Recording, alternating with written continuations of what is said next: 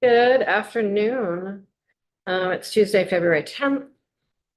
And today we are going to hear a school budgets update, have a conversation with Julia about the yield bill, and then dive back into our testimony on the regional assessment district.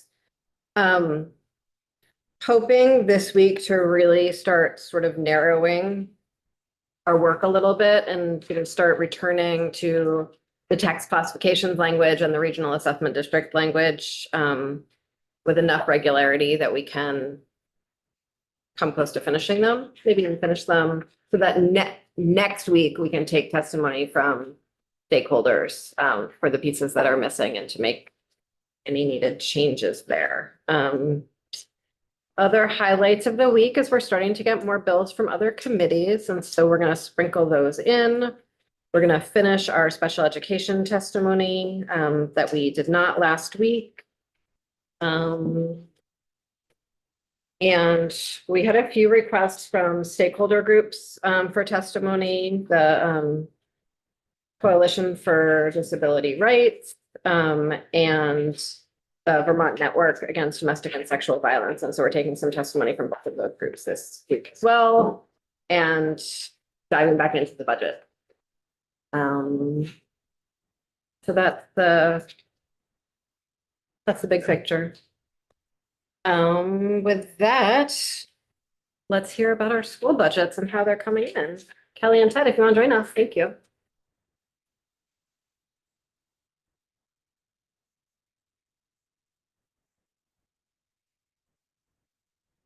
Here I record. For the record, Kelly Murphy, Education Finance Director, and I've got Ted Gates with me, the Senior Fiscal Analyst. You need electricity? No, I do not. So I can just okay. share my screen right from here, so never mind. Okay, cool.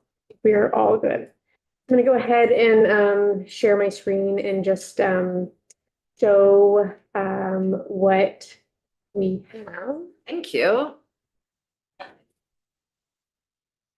So again, we're sort of moving towards the yield bill slowly, getting updates on how school budget numbers are coming in. And then we'll look at all of it.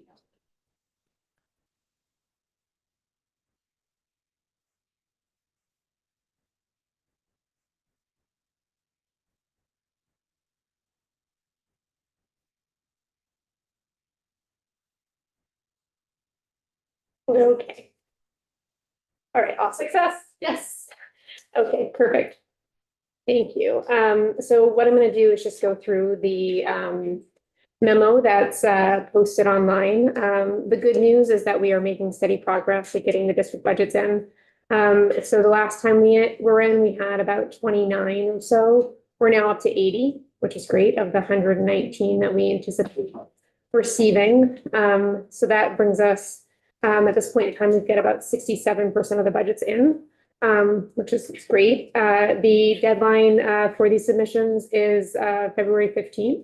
And so once we reach that deadline, then we should hopefully have a full reporting for you at that point. I'd like to just point your attention here to, what this represents of the whole. We are still building the FY27 file. So this will come in comparing to FY27 numbers once that file is built. But for today's purposes, we are comparing to FY26. So these responses that we have in, the 80 responses, are representative of 69.9% of the long-term weighted ADM and 69.3% of the education spending. So they're pretty close. And then just in terms of, where we find ourselves, if we were just using the December 1st projection as a point of reference, we were anticipating a 5.8% increase at that time. And based on what we're seeing in those budgets that have come in, we're at about 4.1%. And so the last time we were in, we did indicate that it would be about 3.5. So you can see that that's kind of shrinking and we're coming closer to the 5.8. So it's still preliminary. This is still a good sign, but there's probably still more adjustment to be had. And so then getting into the tables here, you can kind of see where the budgeted expenditures, offsetting revenues, and education spending are coming in based on what people have prepared for us. And so there's a 3.1% change in education or budgeted expenditures. The offsetting revenues are down at 2.2%, and then the education spending, which we referenced above, is at 4.1%. And then this last table here we put together, I added a line from the last time we were in to just show where we were projecting overall education spending to be.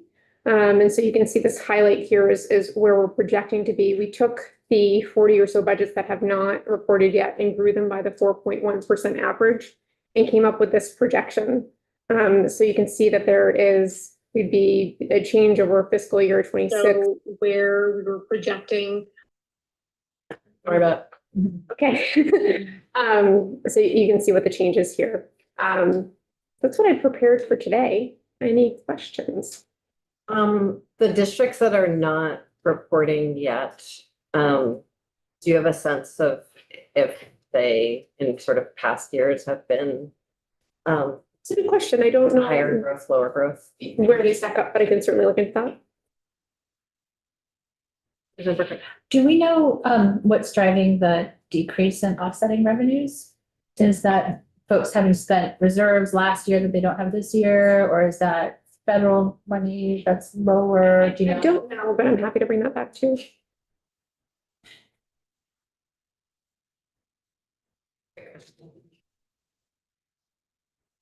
Anyone else? Thanks for coming in. We'll be back. Appreciate it. We're pretty close to deadlines, yeah? We are. Okay. So I do anticipate the next reporting will be more robust in terms of having most of the districts in, and then also being able to kind of maybe do a deeper dive into some of the specifics. Thank you. Really appreciate it. Thanks.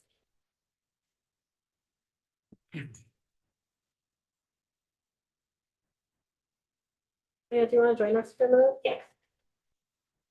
So I didn't ask Julia to prepare much more in the way of new outlooks. She has I don't remember if you no, great, okay.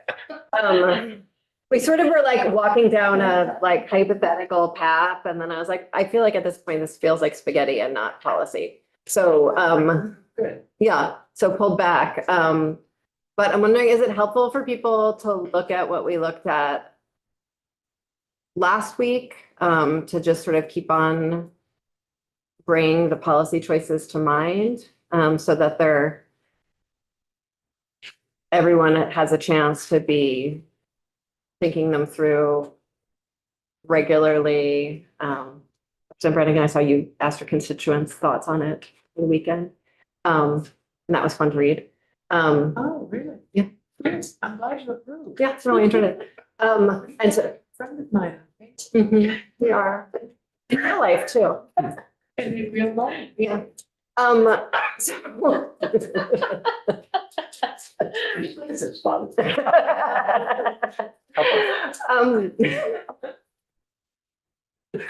What I'm starting, like, as I am thinking about this when we're not sitting here, I'm starting to think more about like, what is I think sometimes these conversations have been framed as like, are we going to provide relief or are we going to create a cliff? Like as very dichotomous decisions to some degree.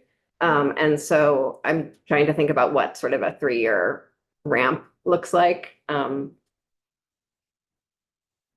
hill, whatever metaphor we want to use. So anyway, that's like sort of where my head is. I don't know if it's helpful for everyone to look at the outlook again. Yes.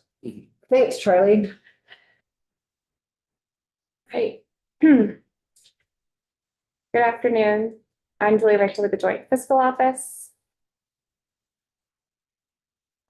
So to the chair's point, the materials that are posted on the committee page under my name are the same materials that we looked at last week. So this is the education fund outlook that we looked at last week. As a note, this does not reflect the budget information that you just heard from Kelly from AOE about. Typically, as school budgets, as more data is collected with school budgets, we'll be inputting that number. At this point, it still is a little low, based off of some of the outstanding districts. So dependent on where we are next week, I may come in with an updated Ed Fund outlook reflecting that new budget information. Madam Chair, do you want me to just briefly walk through what each of the columns represent? Yeah, thank you. Sure. So this is what we looked at last week. We are starting here with the first column. This is FY 26. This is the preliminary FY 26 estimates, and that includes the assumptions of the BAA. Then here in column B, we have sort of the December 1 letter assumptions using the updated data. So you'll recall last week I came in with updated data in the underlying modeling of grand list assumptions and data, as well as the updated long-term weighted pupil count now that the agency has finalized those counts.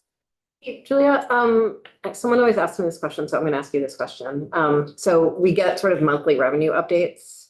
Will you update with the monthly revenue updates? No, thank you for clarifying. Just like your colleagues downstairs in House Appropriations are building their budget based off of the consensus revenue forecast, the yield modeling follows the same process. So we update the non-property tax revenue source lines. So that's lines 3 through 9, only twice a year. And that's in July with the e-board revenue forecast, and then again in January with the January forecast. The only exception there that I will note is if there are policy decisions made to any of those non-property revenue sources that would impact the amount of non-property revenue coming into the education fund, that compared to current law, then we would update that. So for instance, if there were to be like we looked at a couple weeks ago, if there were to be the decision to decrease the amount of purchase and use tax to the education fund, we would see the downgrade in the outlook. Just like if there were to be a one-time general fund transfer, that's new revenue or new one-time revenue coming into the ed fund, that too is reflected. Do you want to go back to the? Sure. Okay. So Did you have something represented, Brooke? I wasn't sure if Julie was planning to go through all the columns again. I had one on a specific column that I think might end, but we, yeah. Let's just jump to whatever column you want to jump to. So forgive me if this was asked last week. My question We're was, doing it every week just in case. Yeah. If it is asked, you can ask it again. yeah, because I think it was, late last week. So scrambled. The property tax credit column, if we were to apply it to the property tax credit, what were the mechanics of applying all of that money to the property tax credit? Was it basically doubling what someone's property tax credit would be? Was it expanding who was eligible? How were the mechanics done in the modeling that you did? great question. So this is referring to column F. To catch everybody up, this is where we are using the entirety of the assumed 104.9 million of one-time general fund to increase the property tax credit. The way that it's done is by increasing anybody who will receive a property tax credit or is estimated to receive a property tax credit in FY 27, increasing their property tax credit by 78%. The reason that it is done that way is because we can't expand the universe of who's going to receive a property tax credit in FY 27. And that's because we don't have the data for the households which you may be interested in expanding the property tax credit to. You'll recall that the property tax credit is on a lag due to the reporting of income and the homestead declaration form. So really, all that I and all that JFO have been able to think up and tax and former iterations of this committee have been able to think up are changes to the property tax credits that folks are all already eligible for. This was done a couple of years ago. There was a one-time increase to the property tax credit. I think it was around 13%, which corresponded with the average bill increase. That's helpful. Thank you. And one more piece. The reason it's 78% is because I literally applied all 104.9 million to increasing the property tax credit, and we really can only do the modeling as a uniform increase, so that's where the 78 came from. Representative was second, Brennan? Can you just remind me what the cutoff for the property tax credit eligibility is? For qualifying for it or the maximum credit? Both. Okay, so I want to make sure that John is agreeing with what I'm saying. I, I told you, John. I'm listening. the maximum credit is 5,600 for the property tax credit. That's right, yep. Okay, thank you. And in terms of the eligibility cutoffs, the income cutoff is 90,000. So below 90,000, it's applied to the first 400,000 of equalized house site value. Above 90,000, it's applied to the first 225,000 of equalized house site value. There's a couple caveats. At some point, it is always cheaper to pay on property than it is to pay on income. And that changes every year based off of the growth in incomes and properties, as well as the setting of the homestead and income yield. And so the tax, I don't know it off the top of my head, but tax has a table on its website of the consensus break-even point that we calculate each year. The other piece too is at 47,000 of household income and below. That's where households qualify for the circuit breaker or the super circuit breaker. And that's essentially dependent on which group you fit into. You can only pay a certain percentage of your income towards property tax. And that is in the form of credit. And that break even point, I think in the sort of the public meaning, really most people outside of this room, including our legislative colleagues, is like often thought of as a policy decision rather than sort of a mathematical happening. Is there any way we can sort of move with easier policy levers, like the way we're moving these, that break even point? Kind of. Yes, to your point, it is a math exercise. Jay Feldman and I do a lot along algebra and then agree on where algebra landed. And the way, if you were to want to adjust that upper break-even point, it would be through the relationship of the homestead yield and the income yields, because those are kind of the typical changes that you making year over year in the yield bill. If you were to change the thresholds, that also would impact the break-even point. All of that being said, I think it's important to note or remind the committee of sort of the concept of the squeezing of the balloon, pushing of the balloon. If you lower one household's property tax liability, absent any other changes, someone else's property tax liability needs to increase to make up for the relief you're providing someone. So it's really of how are you shifting the balloon that needs to be filled with just changes to the income. Yeah, Representative. Sorry, I wasn't clearing my throat to get your attention. No, you had your hand up before. Yeah. Okay. We're friends, so I understood. Julia, is there anything like a chart that will show us income sensitivity over time? John last week very kindly looked up during committee while we were ranting on and on about the fact that my figure of 3% for a starting point was incorrect. It was 2%. And he came up and, explained that all to me for the step number one. But now we're like 25 years down the road or more.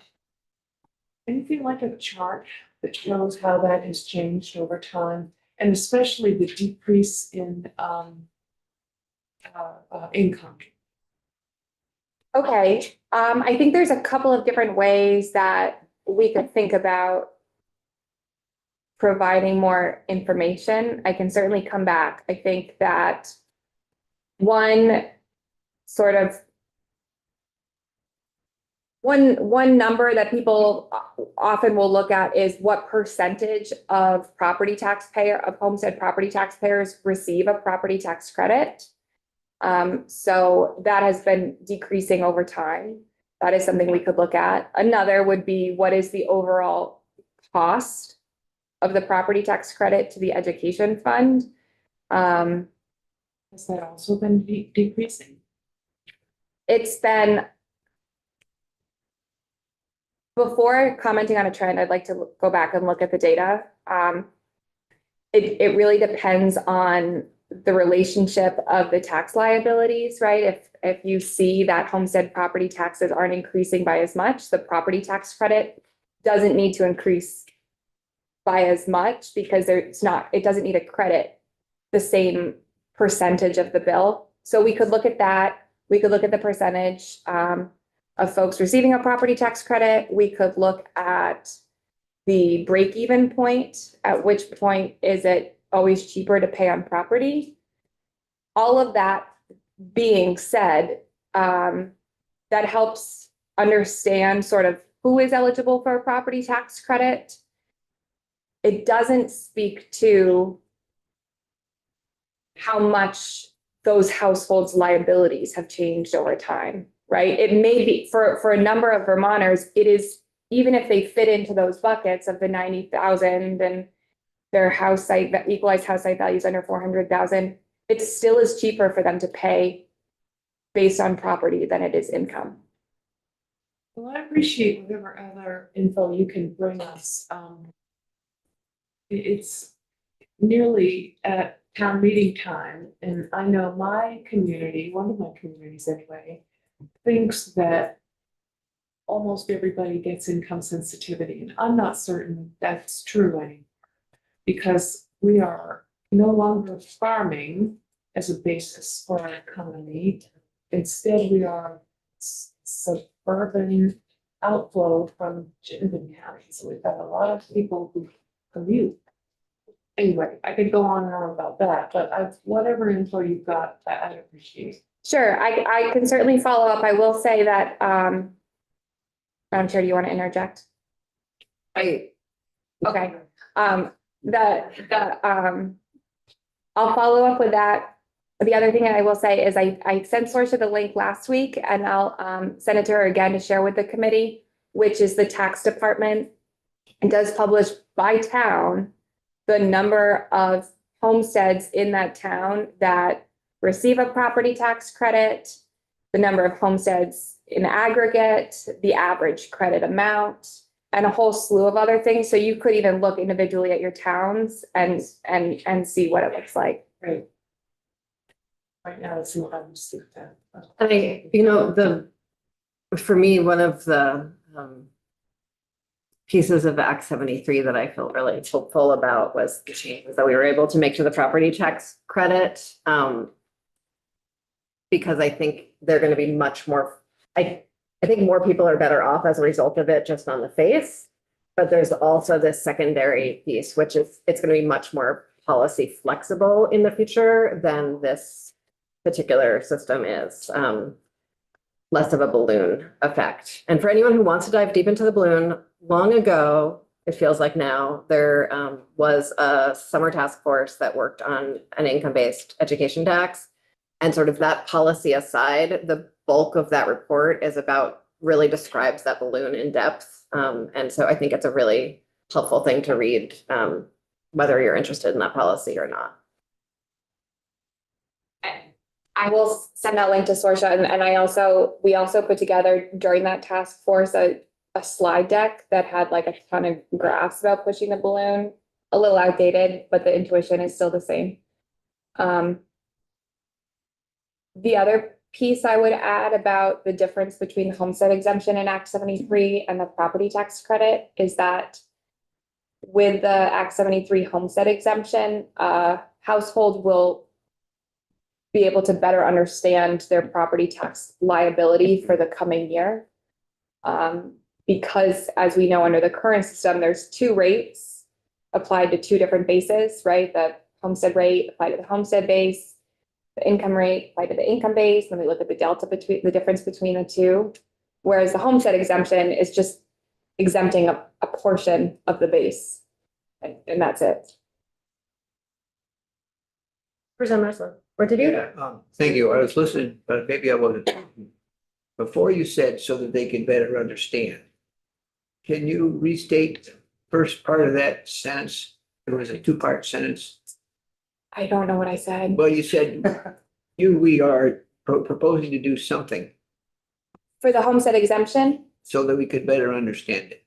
I think that the gist of what I said was, and it's not going to be verbatim. That's fine. I think the gist of it was that in addition to the chair's comments about the differences to the current property tax credit Yeah. structure and the homestead exemption, another piece of it is property taxpayers will be able to better forecast Okay. or look into the future, better understand what their liability will be. That helps. Thank you. Yeah. Just, I was hoping you could clarify something, because when Representative Wozniak asked about the maximum credits of $5,600, but there's also the municipal side of it too, which is another $2,400, if I'm not mistaken, correct? I would like to defer to John. That is right. Okay, so for a total of $8,000, so somebody could qualify for. And the municipal comes out of the. Yeah. General fund. Thanks, and that balloon part is really interesting. And in that, Julius, was that your first project? It was towards the beginning of my time here, yeah. in that vein, I'm hoping that before we pass the yield bill, we can explore the balloon effects a little bit. I mean, I think this is great work. It will also shift, I think it's 35 or 45 million onto taxpayers who earn above 90,000. What? For taxpayers who don't qualify, whose incomes are above 90,000, this will shift some of that cost onto them. We also know that. The property, when you say this, It's the property tax. So the ed fund is self-balancing. So when some people receive a credit, others Yes. will pay for it.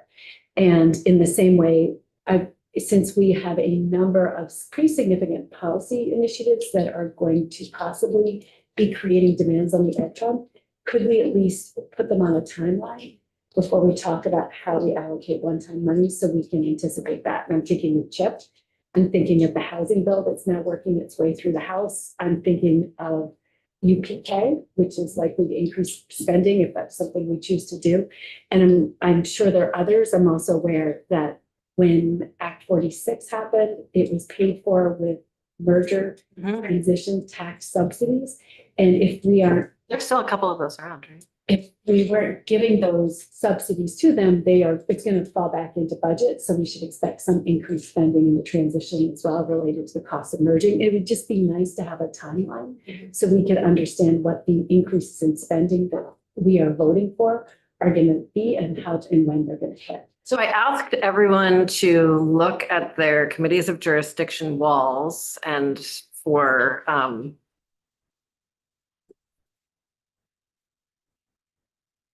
policy areas that would reduce education spending. And if folks could be ready to talk about those, like definitely by next Monday, and if folks are feeling ready sooner than that, that would be great. So we can sort of compile them into a list. Send me an email when you're ready. And then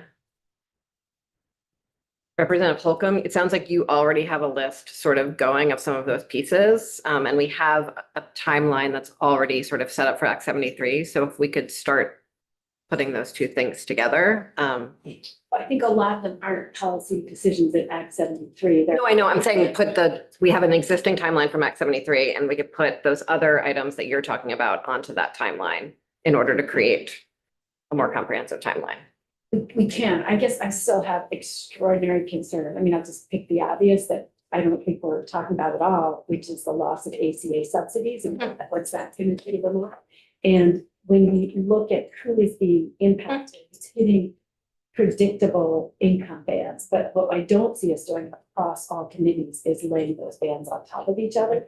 I'm trying to respond to your first request about the timeline of implementation. Right. Okay. And those are also on the timeline, because those are also hitting, so I mean, I guess I don't even know the universe of things that are going to be hitting, in particular hitting taxpayers, I suspect between 90,000 and 150,000 of increase. So it would just be nice to know who those people are and what are the various directions from which we're putting those on.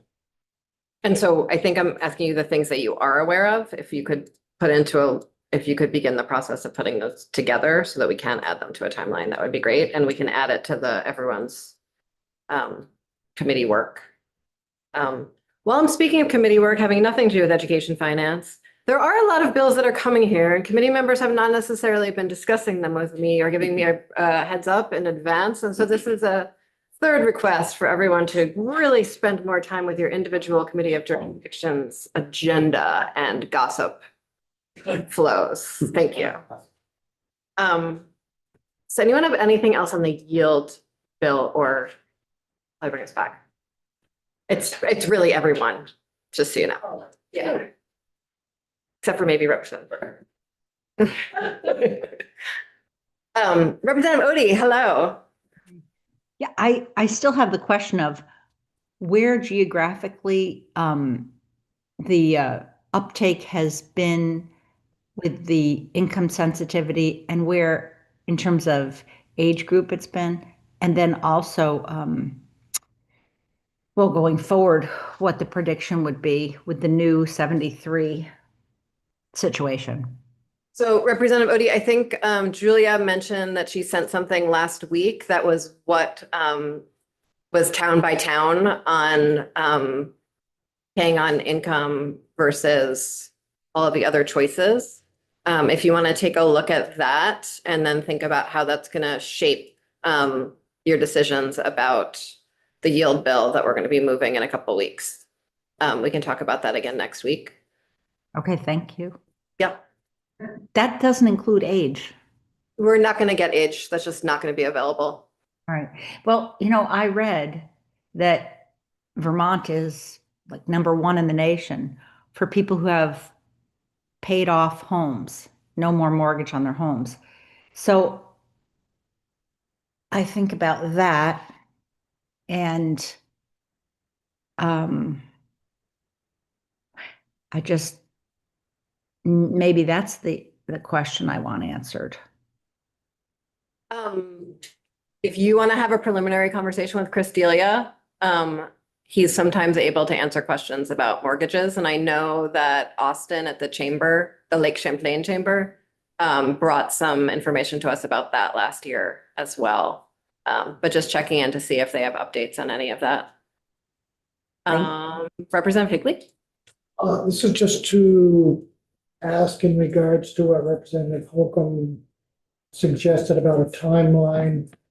Is there also money involved with that as well? So not just a timeline, but okay. Because I mean, we can add to that the RADs, we can add to that the non-homestead residential category. A lot of money in this. Yeah, and so one piece that I'm really curious about for us to build out the yield bill is sort of between now and when the RADs or the property tax credits would be implemented. What is the gap that we're looking at in order to keep property taxes stable while we sort of make those transitions? And then looking at what that spending would be and what revenue might be available once that happens. So maybe we can look at that later this week or next week, Julia. Thanks. Yeah. Has JFO had any opportunity to look at the impact of the kinds of transition we're making on public behavior? I don't think any state has implemented a foundation plan that forces cuts to budgets. And what we do know in other states is that when you cut budgets, you get flight from schools, which in our case is flight from the system and would affect the funding. Has anyone done any research, try to anticipate? I think it's not even clear to us yet if we're talking about cuts, but I think that's a little outside of the yield bill conversation. I think that's more about the foundation formula, which we will take a little more testimony. But it does relate to the issue of financial stability in the system. Sure. Yeah. I think that's a great segue, actually. I understand that we have signed with a contractor for foundation formula exploration. Can you tell us a little bit about that? Yes, absolutely. So Act 73 required JFO to go into contract with a consultant or consultants for a number of further areas of further study in Act 73. So that included updates to special education weights, factoring in potential savings for school district consolidation and how that would factor into the basin weights, CTE funding and how that would fit into recommendations for how that would fit into a foundation formula, small and sparse by necessity, a whole host of work to be conducted. And then when that work is completed, to then train JFO and the Agency of Education in the methodology to recalculate, recalibrate, and replicate all of those findings so that we can have the capacity to consensus model that for folks. So all to say, And not just for folks, but because like recalibration is sort of described in statute. yes, thank you. There's a process, and I don't remember the timeline, but it's every X number of years. AOE and JFO in consensus need to provide consensus recommendations related to recalculation of the weights and base amount. So that's an iterative process. So JFO had an extensive review process. I can talk about it in more detail if that's helpful, but it included the bid and interviews and a lot of work to understand the different bids and contractors. And we have awarded and executed a full contract for the entire scope of work to AIR, American Institutes for Research. And that report, so we are working with them to make sure that they have all of the data that they need to be able to do that work. And then they will be issuing a final report to you, among other committees, in December of this year. And then they will be available for testimony in next year's legislative session while also training JFO and AOE. And so as we have sort of random thoughts about things we would want to put into the scope of work as we go about doing our work, how will that work? The scope of work has already been established. The contract has been executed. So I have standing weekly meetings with the contractor to make sure and understand the work that they're doing. And they are an independent contractor that has agreed on a scope of work. So if there are changes, they can't be made. That said, one piece of the scope of work is to look into potential savings of consolidated districts. So that's one area where we will be working with the contractor to understand the conversation regarding district consolidation and what the contractor should or shouldn't be using their modeling to look into. In that vein, I know that the Agency of Education sent out class size minimum guidance on Friday, and I will use the word unusual to describe it, but it also has financial implications. And I thought the state board was doing class size guidance. Let's stay focused on just questions that we have about the contract for now. Representative Massey. But we've been talking about drivers of cost in the ed fund, and I Yeah. think that there are potentially significant drivers of cost in the way they're defining class size. Okay. So, I'm not sure best how to phrase it, but if there's contractors out there doing this work on potential savings, I'm curious to know what their metrics are. How they're framing up their answer, what they're looking at. For savings, Yeah, I think I can think of a couple of different ways to go to it, not articulated that right now, but how they frame their question and come up with their answer depend on what they come up with. absolutely. And this is something that I will say probably about the contract moving forward. I don't want to speak for the contractor because it's not my work. That being said, we're still very early in the process. And I think as the contractor gets closer to that, that part of the work, I'll be able to talk about it in more detail. They did include in their original bid and the follow-up questions and in the interview process, talking about the nimbleness of their modeling, because it's all conducted in Stata, that dependent on how things evolve, they should be able to parse out different metrics. Thank you.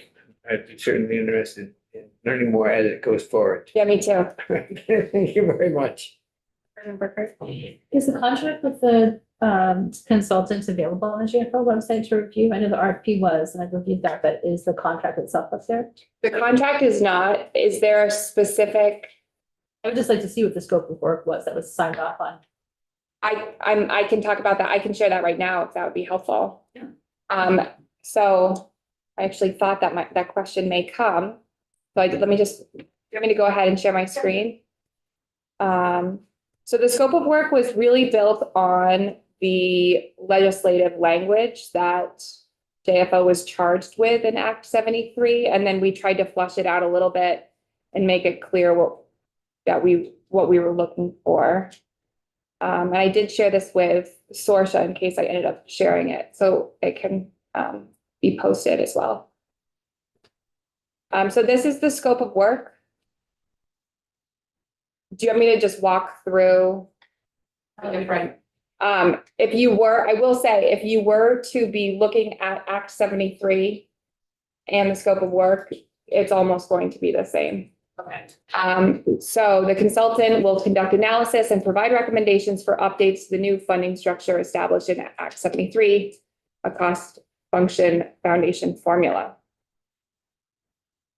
So we've separated it into different tasks. The first task is to recommend updates to special ed weights in the cost function foundation formula established by Act 73 to move from special education weights based upon disability categories to a reliance on the provision of special education services. And then we included that it will include a detailed explanation, including data and methodologies used in the analysis. Do you want me to just walk through each task? I think so. Yeah. Okay.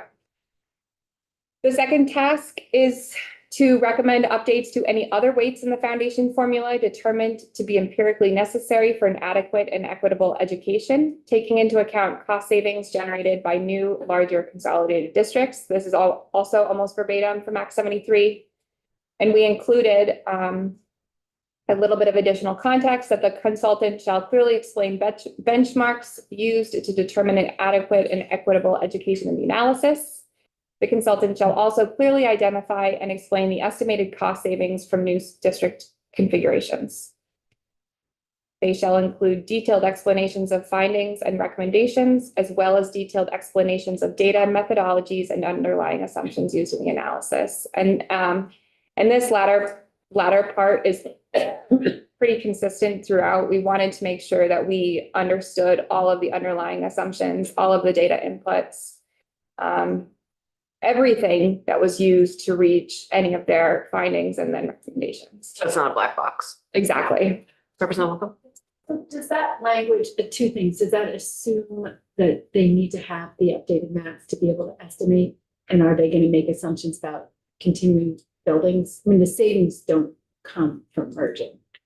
So I'm trying to figure out what they're actually looking at in terms of savings for larger consolidated districts. And then the second question is, the first cost factor analysis excluded tuition students. Is this analysis going to look at tuition students and the impact of tuition? So to answer your first question, which was related to cost saving, let me answer the tuition question because I have already lost your first question. The tuitioning question, will it look at tuitioning students? It depends on the data available. That's something that we've been talking with the contractors about.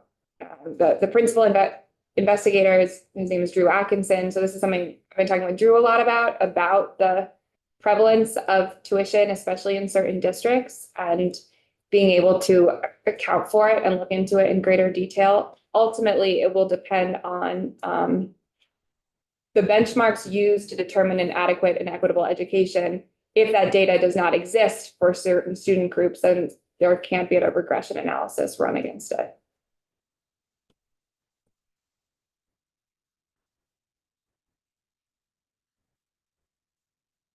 Does that answer your question? I'll have a lot more later. It's okay. Okay. Did you want to rephrase your earlier question? Or remind There's me? no point. Okay. Okay, I think you're taking us through task 3. okay, task 3. So this is to recommend suitable. Task 3 is to recommend suitable geographic measures for determining sparsity within the foundation formula. You'll recall towards the end of the deliberations last year, there was a big conversation of how to measure sparsity. And that's when John Adams from GIS referred to zip code as like asking someone how much it weighs in feet. And I so, remember a conversation on the People Waiting Task Force, eons before that, where we had a really extensive conversation about water. yeah. Yes. So yes, it is like, it's helpful. Yes. Yeah. And will this be focusing at the district level or at the school level? Because we also got sparsity stuff from the state board, which is looking at the school level. Mhm. Because the assumption is that it's a school quality, not a. Both district and school. So if you have a very large, let's just take a very large Windsor County district that has Hartford at one end and Rochester at the other. If you identify that as a sparse district, because the district does have some of the most sparse area, do those sparsity weights also apply to Hartford?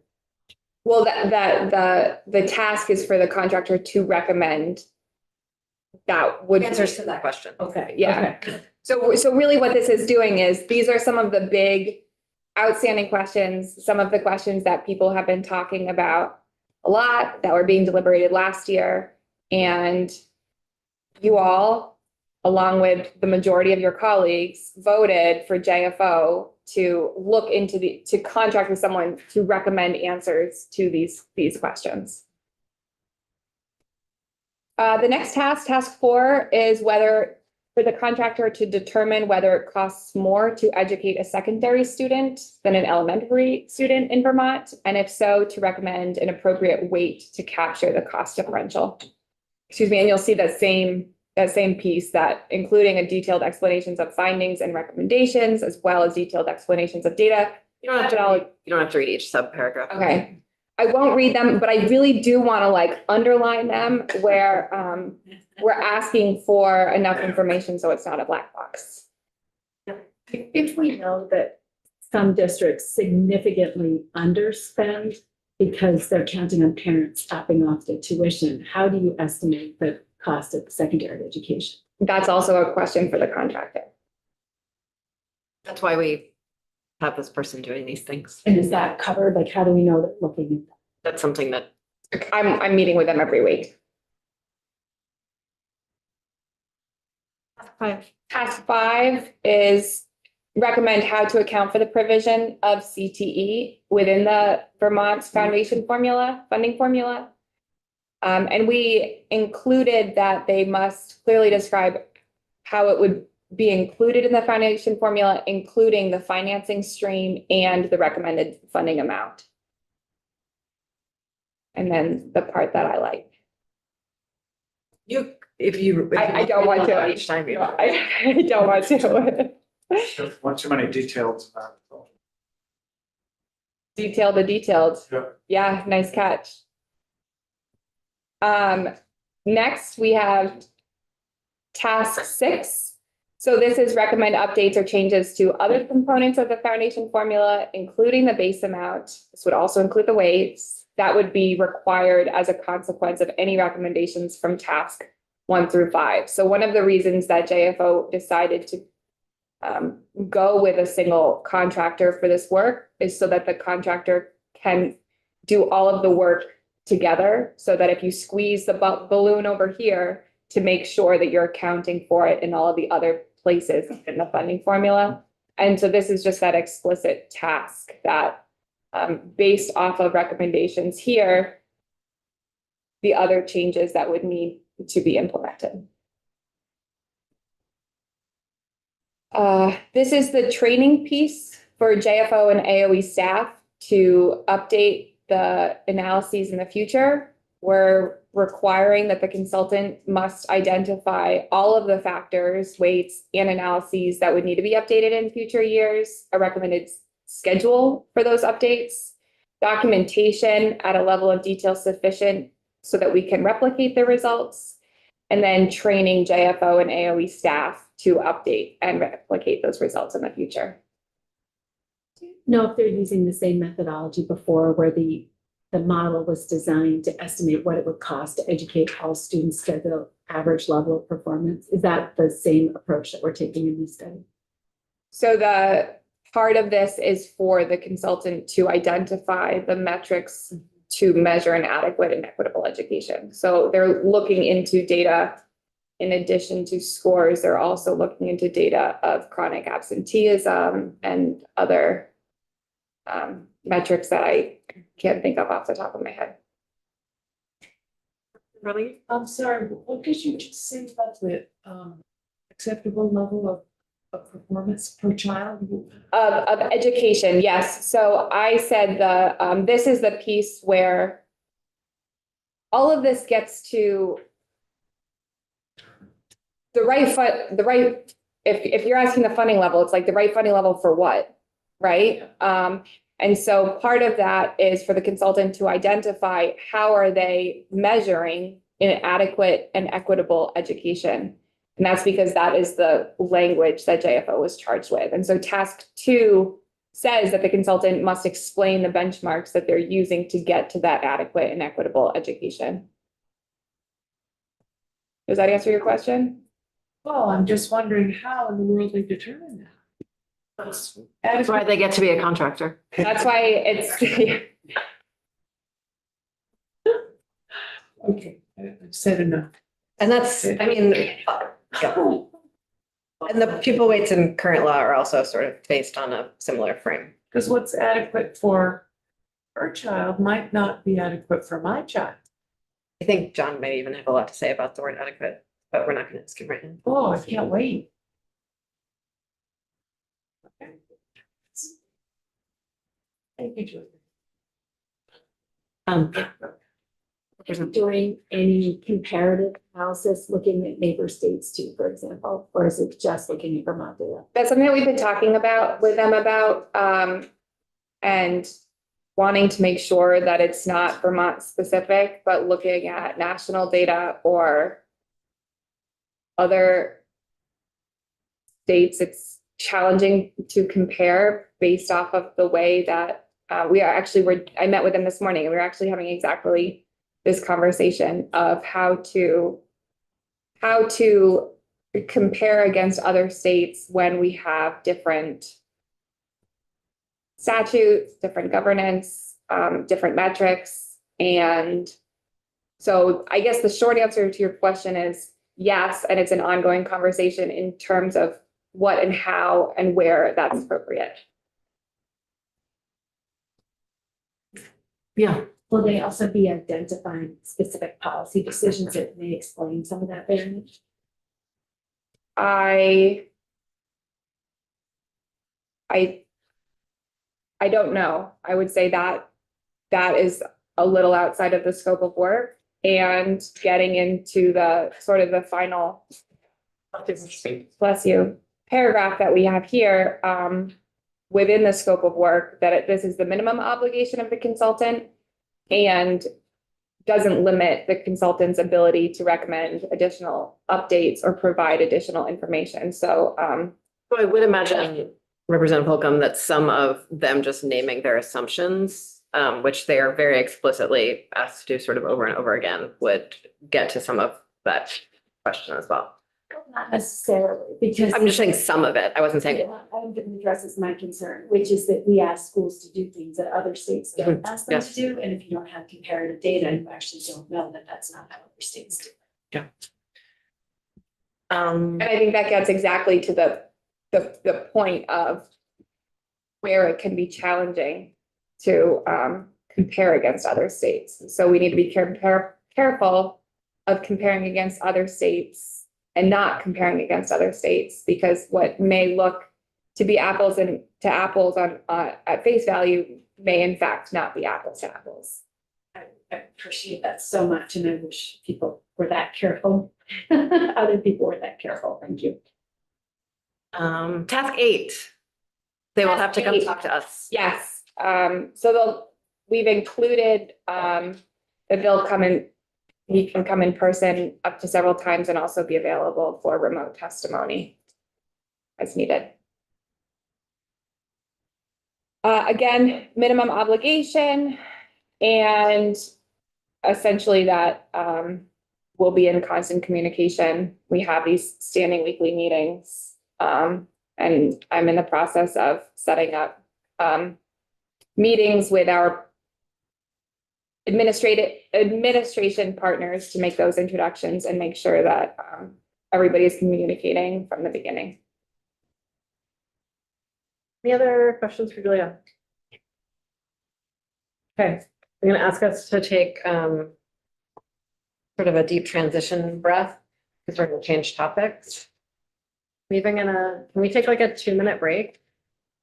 Do people follow through on that? That would stay on this floor, just to pause here. Okay. Kirby at 2:15 on regional assessment districts.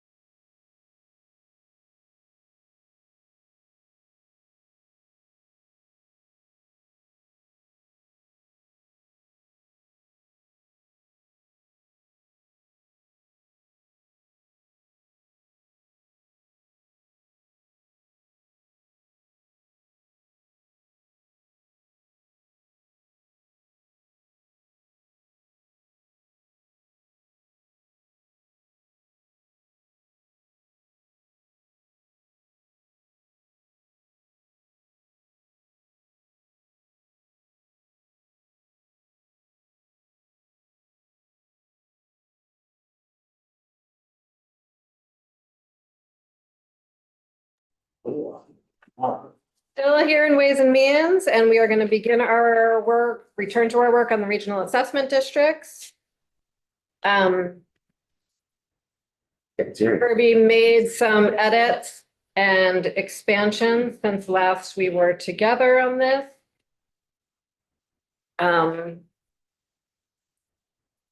And as we go through, note things that are working or not working. If you have things you want to change, you have a responsibility to bring those back next time we're on this. Feel like that's all my intro for you, Kirby. Great. So Kirby Keaton, Legislative Council. Yes, as the chair said, we've expanded from just an outline to actual legislative language. So we've got 17 fun pages on regional assessment districts. A lot of those pages are on the appeals process. So if you weren't bored, I can help you. I actually got a constituent from an email about the appeals process just this last week, and I was Okay, like, I feel very well informed on this right now. that's great. That's great. Yeah, not boring. Let's make it exciting then. Okay. So we'll get into it. Before, as a refresher, we went through an outline of a lot of the decision points from the RAD report that was published by the department, which offered a lot of helpful details. And using that as a guide, and based on the feedback from going through the outline, I've put together legislative language. Some of this has bones that existed in Act 73, and this is building off of that. So the first section that we'll look at on page 1 is all from Act 73. It was the legislative intent that was decided last year. This is language that's just meant to guide PBR in some of the places where they have deference. So PBR is to focus on having regional assessment districts that make sure that properties on the grand list are regularly appraised, property data collection is consistent, standardized across the state, and property valuation is conducted by trained and certified individuals and firms. So those are your legislative intent for what you think matters for regional assessment districts. And then we get into new language. So starting on line 13, this is a change from Act 73. We're under Act 73. The regional assessment districts were to be county-based. Based on the RAD report, it's being changed so that it's more school district boundary-based. We don't know what those are. So this is an attempt to have legislative language that could work, that where you don't have to know what the districts are in the first place here. So it says that the commissioner shall identify, and commissioner, of course, meaning the Department of Taxes, shall identify and establish regional assessment districts to effectuate this subchapter as follows. Number 1, well, this is trying to do kind of multiple things at once, right? So some of the language slightly contradicts itself. I'll just say that at the beginning, because you're balancing some different things here. So number 1, where practicable, the commissioner shall prioritize regional assessment district boundaries that align with school district boundaries. If necessary to follow the other criteria under this subsection, the commissioner may establish more than one regional assessment district in a school district. That goes to situations like, say, a school district in Chittenden County that would have maybe a lot of parcels, and it might make sense. Too many parcels for an appeals to go out. Too many parcels to be manageable for the appeals process, but plenty of parcels. If you cut it into 2, still having plenty of parcels as far as having efficiency for attracting appraisal firms and such. So there is some leeway there for the commissioner to actually have 1 RAD or 2 RADs within one school district. Number 2, where practicable, the commissioner shall establish regional assessment district boundaries that include more than one entire school district. So that's the opposite situation where you need to bundle together some school districts in order to get the right number of parcels. Number 3, the commissioner shall prioritize regional assessment districts that include a minimum of 10,000 parcels. That comes out of the report from 2 years ago on assessments where the department had used an outside consultant that had suggested that, and then that report in general has suggested that 10,000 parcels was a good size for an economy of scale. For some background, the department's pointed out that Vermont has something like, on average, fewer than 2,000 parcels in jurisdictions. And if you compare that to nationwide, you're looking at a nationwide average that's tens of thousands. So moving away from such a small amount, right? Kirby, on number 3, because on numbers 1 and 2, you have where practicable, but you don't have that on number 3. Mhm. It makes sense still to have that, and if you have a proposed RAD that has 9,000 parcels. I put that in the first 2 because there is some conflict with one another. And so to avoid if there was some kind of challenge it offers a lot of deference where you say we're practical and it says prioritize. So there's a lot of room for movement there. The third one, I thought that the committee was more determined. It still says prioritize, so it's not a hard All right. cap, but it's doesn't offer that extra, it's like especially extra like wiggle room, basically. I don't think that the where practicable is necessary there, but that is just a message that there's deference. I mean, this is not a criticism, this is a genuine question. What is the difference between the word practicable and practical? It's essentially the same. Okay. You see the differences are de minimis? Uh, I was trying to. I've been told that people who don't work for JFO should not ever say that,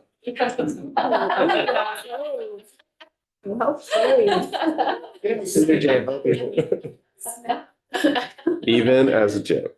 Okay, so number 4, in establishing boundaries, the commissioner shall balance the need for districts with more than 10,000 parcels. So full reappraisals are conducted regularly and efficiently.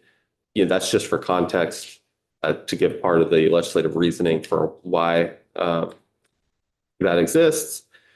So to balance that need with the need to keep district size manageable for the administrative appeals process. So there's a lot of discretion for the department here, and part of that has to come out of, depending on what part of the state you're talking about, there's going to be very different needs around this.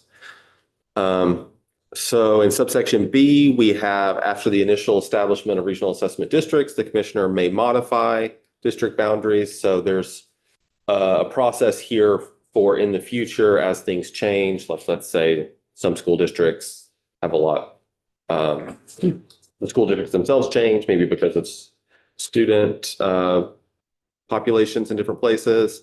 There's an ability here for the department to come in and to modify those. It requires providing municipalities a year's notice and to provide the reasons in writing why the change is needed to support the criteria above. Subsection C, member municipalities of a RAD shall fully reappraise every 6 years. This is the 6-year reappraisal schedule that was already in Act 73, but because of some of the ways things got moved around, it ended up in subsection C here. Big difference, though, is that municipalities under this language that you're looking at all throughout, it's built on the idea that right now, or for the short term at least, the municipalities have the choice to jointly reappraise under the RAD. They could still go out on their own. And that comes from recent department feedback through the RAD report and through their testimony, that they think that after their stakeholder group, they have the opinion that it would be better to implement this in a way where it's not all mandatory right away, to meet all the needs that exist. So this is written that way. Joint reappraisals will still be optional under the RADs. Subsection D is just to clarify that none of this is meant to change anything to do with municipal grand lists. It's not. Someone over here have a?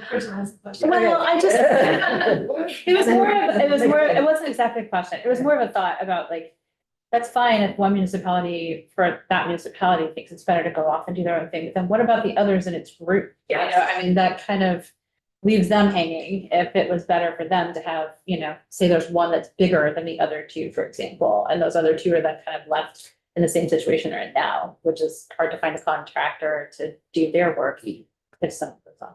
That was just a thought that popped. So that's why I was sort of like, I'm not sure it's a question or some. I worry about that scenario probably more than is healthy, so I'm curious. Where, what about this language makes you worry about it? A municipality may conduct a full revision jointly with one or more other member municipalities. So say, I don't know.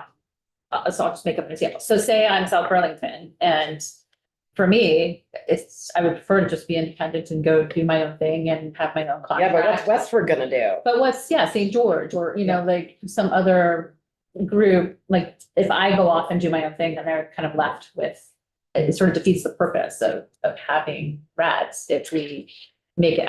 So if there was like a runway, perhaps, like maybe the first time around, you know, we kind of see how this goes. I don't know if there's a way to sort of meet both of those needs of like not wanting to be mandatory all at once and sort of completely switch how we're doing all at once, but then the whole intent really is for all of us to be working together. So some more shells, fewer mays, Yeah. and maybe a little bit. Okay. Yeah. Representative Higley? My concern goes a little bit further in regards to other member municipalities may contract jointly with one or more third parties to conduct a reappraisal. So that means that there could be two appraisal firms, and you're going to contract with two appraisal firms, but wouldn't one appraisal firm be committed to just one of or to a number of the towns? I mean, I don't see how it's gonna work where you could have two firms and, you know, not divided up in towns, but. I'm imagining a scenario would be something like maybe 6 towns get together and then they end up having to get 2 firms, maybe one for 2 of the towns and the other one for 4 or whatever. Like, you know, I think it was a drafting choice to say one or more there. It wasn't for any specific thing. It was just to not have language that seems to impose details on municipalities or restrictions on municipalities that unintentionally.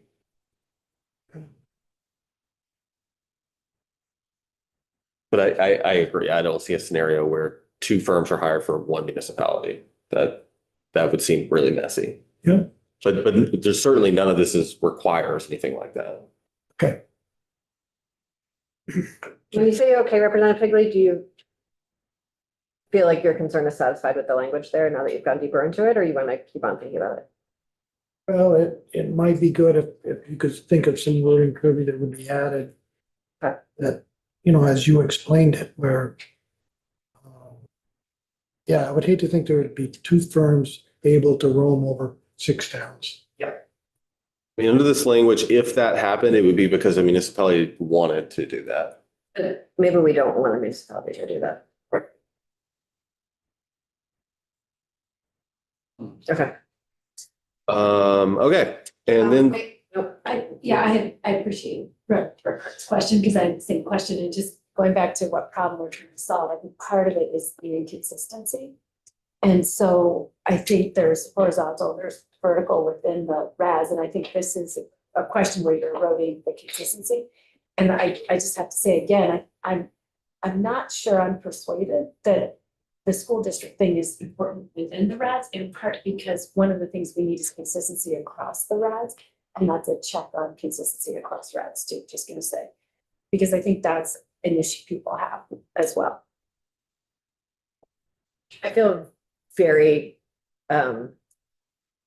committed to minimizing CLA issues And I think if possible, to have one reappraisal within a school district, that would go really far into the CLA problem, but we'll get to that more later in the language, I think.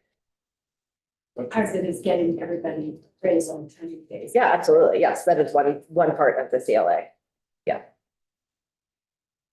So subsection E here,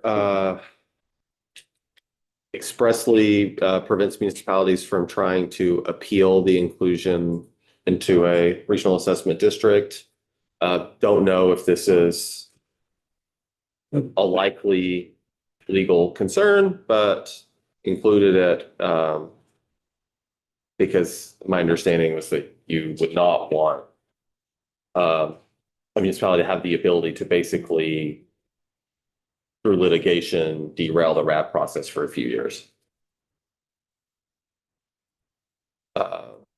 I mean, they could, to be clear, they could still, if there was actually an actionable thing that happened that they could go to court on, that would still be allowed. It just wouldn't be an administrative issue. So we have on page 3, section 3417. These are the guidelines that PBR is to establish to help bring consistency from RAD to RAD.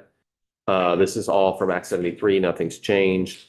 Subsection B is significant because this goes to the 6-year schedule and PBR deciding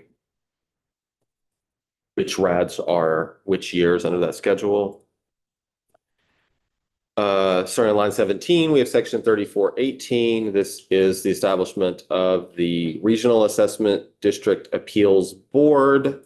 That was the most recent name recommendation from the department. So you will have the acronym of a RADAB if people, or the RAD board, maybe could have done Board of Appeals to make it the RADBA. We need to get John in here, let's get his opinion. So it says there's established the Regional Assessment District Appeals Board for each RAD established under the subchapter. A board shall hear appeals evaluations within its regional assessment district. That means hearing all appeals evaluations. Those that are related to a mass reappraisal every 6 years, but also those related to grand list maintenance and the changes that happen at the municipal level in between years.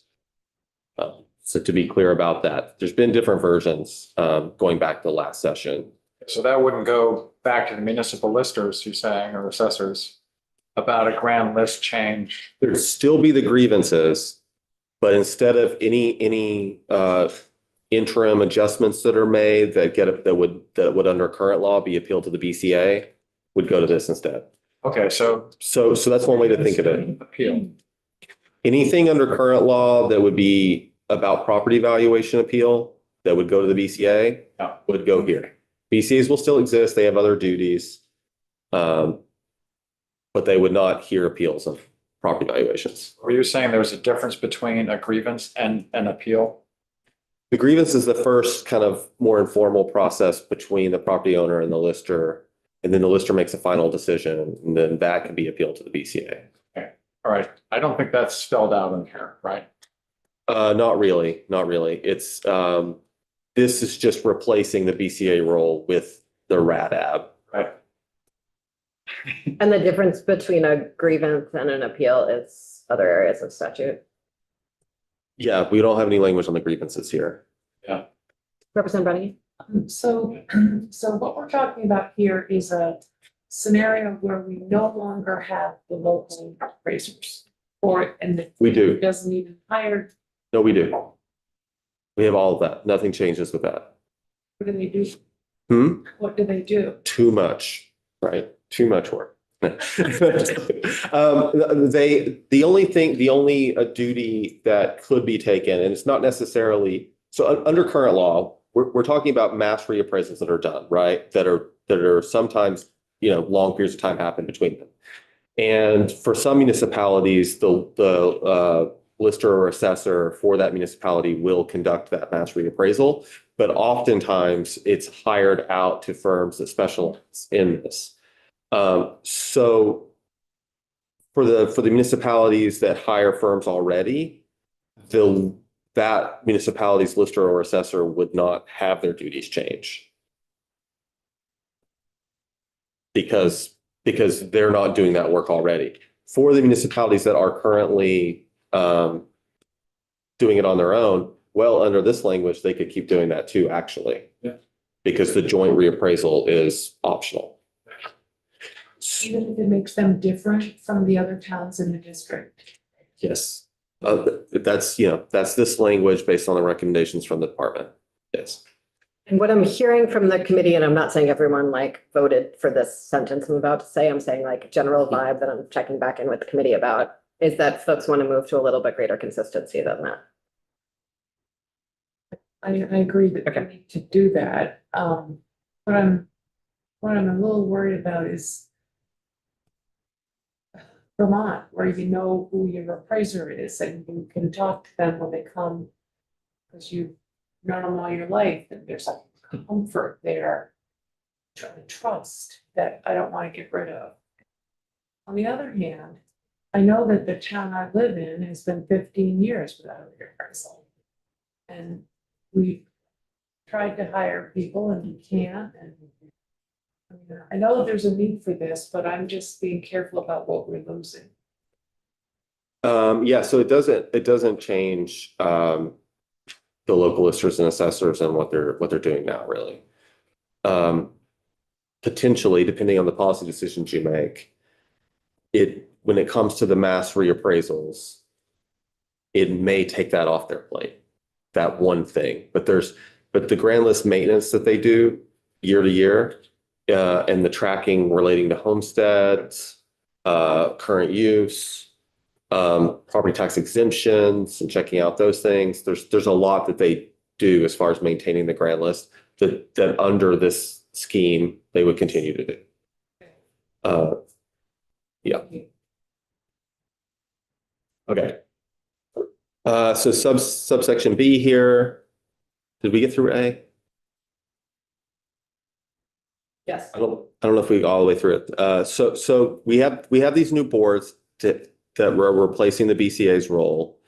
There's a provision stating that PBR will provide training and technical assistance to the board, but also other staffing and funding for a board shall be provided by its member municipalities. So PBR is not taking full responsibility for the administrative assistance. Subsection B, all municipalities within the jurisdiction shall be considered members. The board will contain at least one representative appointed from each member municipality, and the representatives are appointed for 3-year terms of the legislative body of the municipality. So it's select board, city council, whatever. As far as the number of board members possible, this language bases it on per 1,000 parcels in the municipality. So a municipality could appoint up to, doesn't have to, it has to appoint at least one. Every municipality in the RAD appoints at least one representative to the board. But they could also appoint additional members up to 1 per 1,000 parcels in the municipality rounded up. So if you have 1,500 parcels, that would be, you could have up to 2 representatives on the board.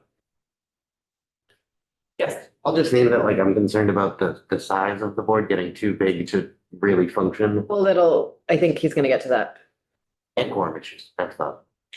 So to give you like an idea, like based on the other parts of this language and what it's shooting for, is you're telling the Department of Taxes to have at least 10,000 parcels, so that if, assuming that gets done, you would have at least 10 members, or up to at least 10, maybe fewer. So in some cases, you could have 30 or 40 conceivably. based on what we know about parcels in Vermont. So you could, yeah, you could have 30 or 40 potentially, but that would mean that every municipality is maxing out. Having some experience on local boards and things, I think sometimes periods of times pass where there's a vacancy and they can't find someone. So you'll have those issues. You'll probably even have issues, I would imagine, sometimes with the municipality that would struggle to even send their one that they have to send. The part that when Kirby and I were doing, I don't know if I want to call it algebra, but it was sort of like a brainstormy, what's a minimum, what's a maximum, how could this possibly work conversation. And thinking through the fact that the entire board would not hear every appeal, that the appeals are a much smaller group of people. And I think we'll get to that. That's where it all works. Yeah, if that's your concern, and maybe I shot past your concern there. Yeah, no. It's Yeah. panels of 3 is the way this is written. Okay, so similar to these, okay, because that's, yeah. We've had issues with quorum just on our Banner City board, so I'm thinking. Yeah, so it's panels of 3. The other ones are kind of in reserve, or they're going to be assigned cases, so to speak, so that the same 3 are not having to do every single case. Joe, before we go much further, could you go up to bottom of section A again, when it talks about property evaluation reviews should provide training and technical assistance. Other staffing and funding for a board shall be provided by its member municipalities. How is that proportionally going to be dished out? Such a good question. Under this language, it's not addressed, so it's going to be up to those municipalities to work together. You're not providing any guidelines or rules for that. If you have a suggestion for how to do that well, please do so. That would be great. That also lets me segue into one thing I did want to make sure I noted for you, and that is, out of all of this things out of the RAD report that we're adapting here, the department's made it clear to me that the ins and outs of the appeals board, they don't feel qualified to speak on very much. So you can take their recommendations as, as the lightest touch, or however you want to put that. And they've suggested that you get some testimony from people much more acquainted with municipal processes. In section B, this may just be a language issue that I'm not understanding. It says, a municipality may appoint 1 board member per 1,000, rounded up to the nearest 1,000. Does that mean if you have 1,000, supposed to round up to 2,002 members? That's Kirby's attempt at saying, rounding up to the next 1,000. So if you have 500 parcels, you would have 1 representative, because that would round up to 1,000. If you have 1,200 parcels, that would round up to 2,000, and so you'd have 2. I think those are the right words. Maybe instead of nearest, it should say next. I would definitely call in Joe on that 5th grade math question. Yeah.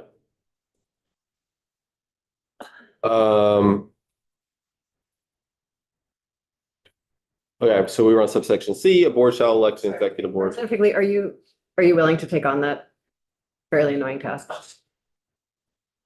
Yeah, I mean, I've taken on a couple other tasks here and come up with a little bit of an answer, but yeah, I can, that's a tough one. I know it's a tough one, but there's other ways there are a few different ways that we do it for other things.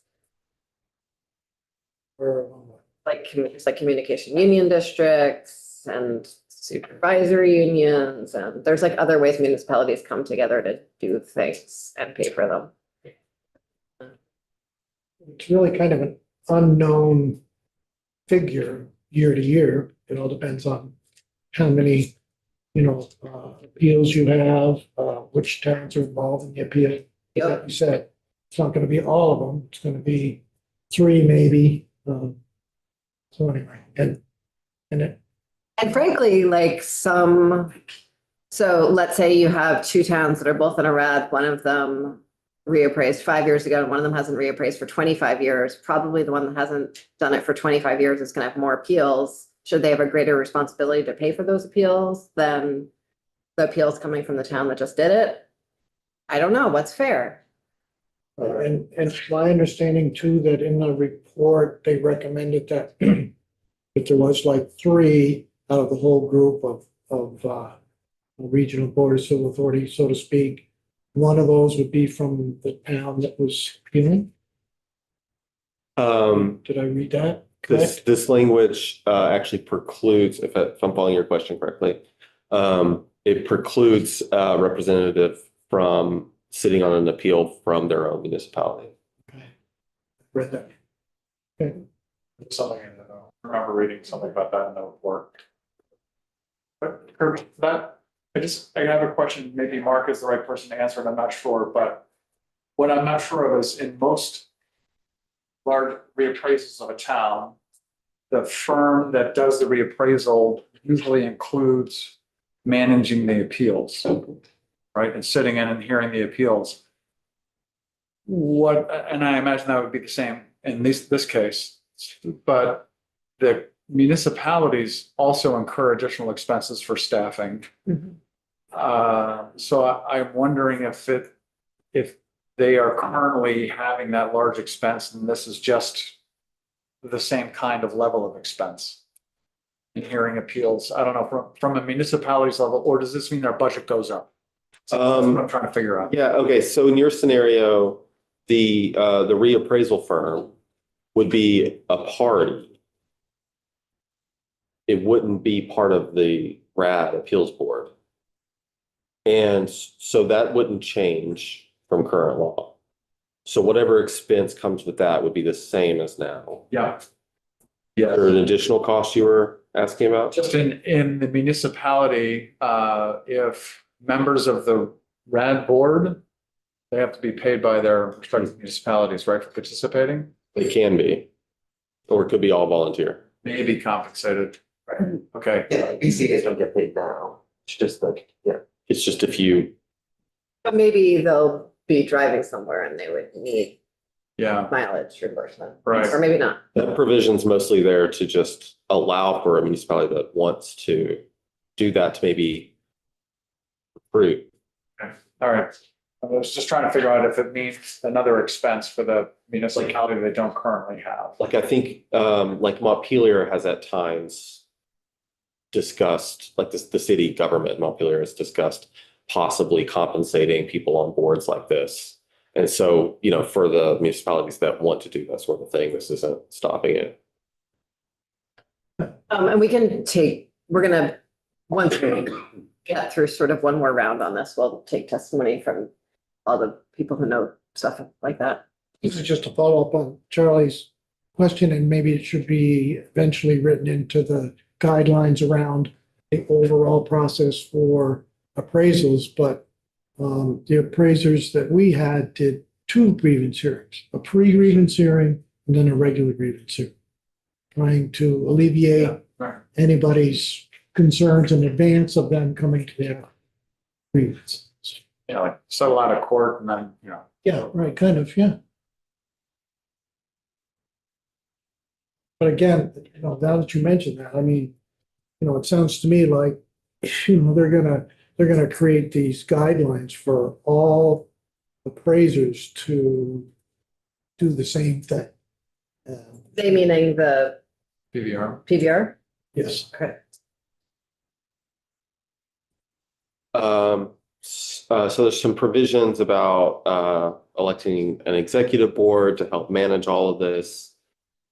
Yeah, the members will, you know, vote amongst themselves for that.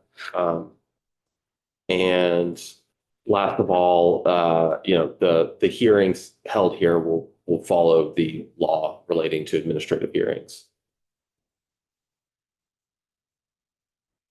And 3419, the appeals process itself. So this is based off of the BCA process as it exists now. Within 30 days following the date of notice, I believe the BCA process under current law is 14 days, but this 30 days was taken from language that was considered in this committee last year. So that's what a lot of this language is based off of last year's discussions. Within 30 days following the date of notice, a person aggrieved by the final valuation decision of an assessing official. That language is used to cover both mass reappraisals and brandless maintenance type appraisals. So they may appeal either of those things to the RAD. There's like a word to delete there. The RAD Appeals Board. An appeal of evaluation decision of a reappraisal decision that is erroneously made to a municipality shall be considered timely if it would have been timely filed to the regional assessment district. This came up recently when it comes to the current use appeals, right? So wanted to make sure we just covered that situation. And then there's an extra 14 days for a municipality to forward those erroneously filed appeals on, because there probably will be taxpayers who notify their town that they would like to appeal as opposed to the RAD.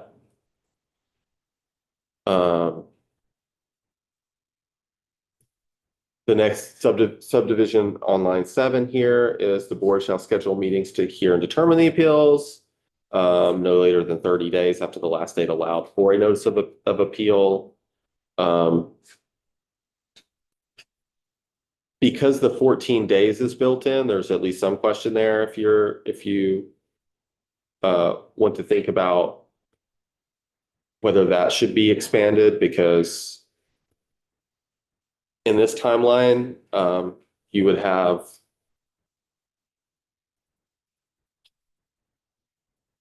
notice of the valuation, then you would have 30 days to appeal. But if you appeal it to the town, say on the 29th day, and then the town waits 14 days, 45 days have passed. So there's only about 2 weeks left for this 30-day period.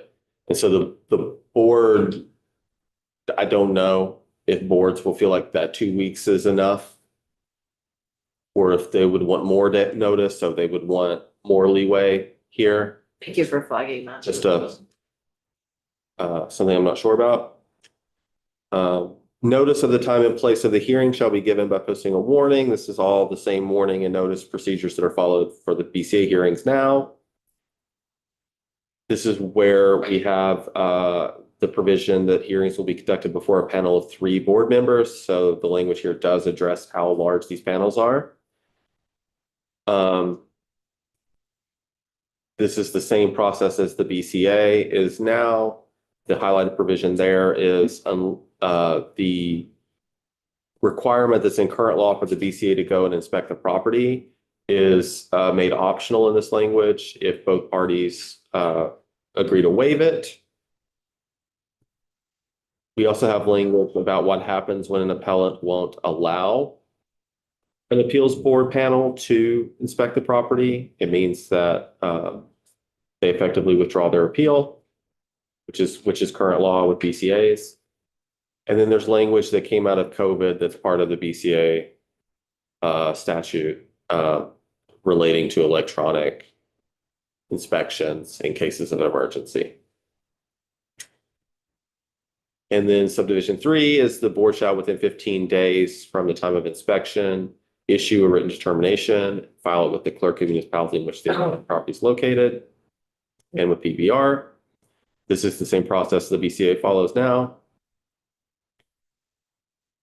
Subdivision 4 is notwithstanding any provisional law to the contrary, if the board does not substantially comply with the requirements of the subsection, and if the appeal is not withdrawn, the consequences for basically the board making a mistake is that the value is set at a value that will produce a tax liability equal to the tax liability for the preceding year. That's how it's done under current law. This, though, I might need to revisit this because this is specific to mass reappraisal years. There may be a different approach that we would want to do for other Maintenance years. Right. Because doing it this way is, yeah, an assumption that a match reappraisal was just done for everyone. I think it gets frozen and I don't know. I'll look at that. I'll look at that. Make sure that language works. Okay, and we can, I mean, tax is. Mhm. Yeah. Yeah, and tax has been very helpful in working these things out. I'm expecting to get some feedback from them on conforming language and other things. And they've already been very helpful with this. Subsection B, a board member shall not be a panelist for a hearing involving a property located in the municipality for the member's representative. There's that provision that we talked about before. And Go on. Mhm, 3 board members, mhm. just silent on how they're selected from the whole board. Presumably it would be that executive board that works that out. Should it say that's 3 members appointed by the executive board? I don't know how that's done in other statute. I mean, from the legal concerns, I feel like leaving that to be sorted out is fine. It's up to you as for a policy decision. If you have a process in mind that you would want them to follow. I'll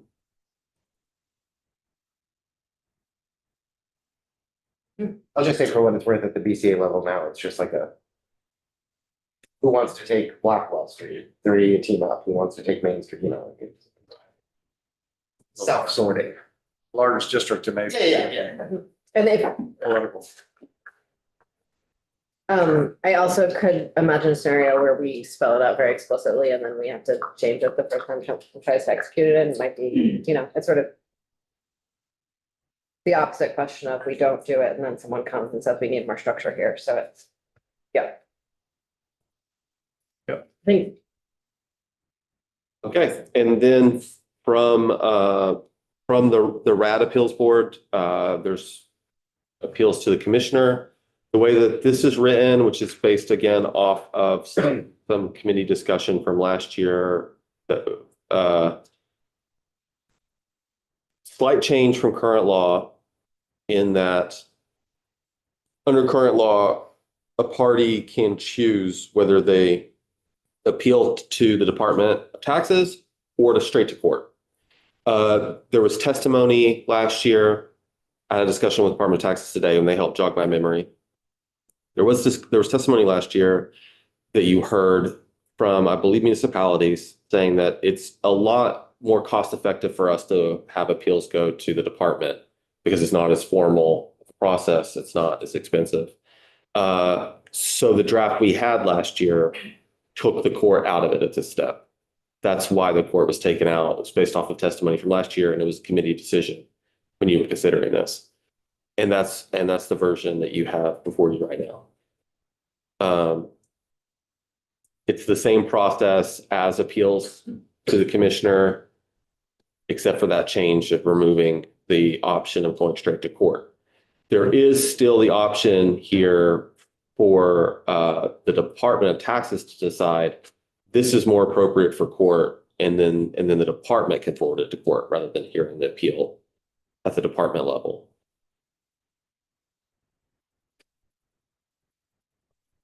And I think that's at the bottom of page 7 is that language. If in the opinion of the commissioner, an appeal involves a complex or unique property or valuation that would be best adjudicated by the Superior Court.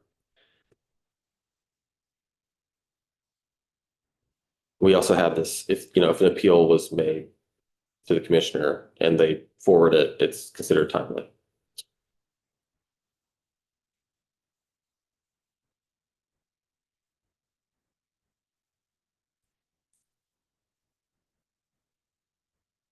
Okay, so the subsection is on or before the last day in which appeals may be taken from a determination of the RAD appeals board.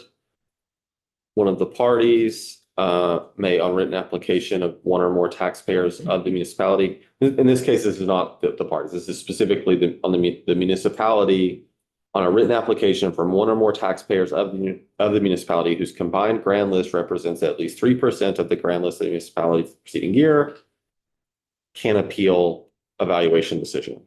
This would be of a different property. And this would be, I think the department's done some research here. There's some history about why this happens at the BCA level now. So it's included here because of that. And it has to do with equity within the town. But we can talk about that more if you want. But I should probably come back for that.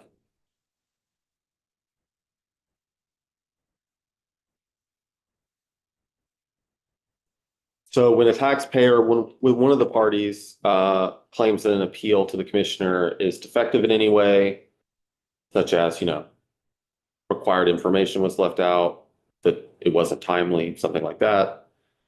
On or before 30 days after mailing of the notice of appeal, the taxpayer or the party shall file objections in writing with commissioner and furnish the appellant or appellant's attorney with a copy of the objections. When the party so requests, the commissioner is required to fix time and place for the hearing of objections and shall notify the parties. So the commissioner has to make a decision on those objectives. This is just appeals process stuff.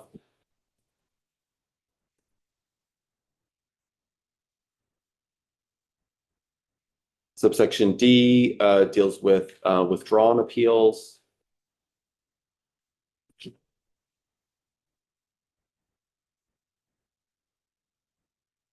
Section E deals with the process for when the commissioner forwards an appeal to Superior Court.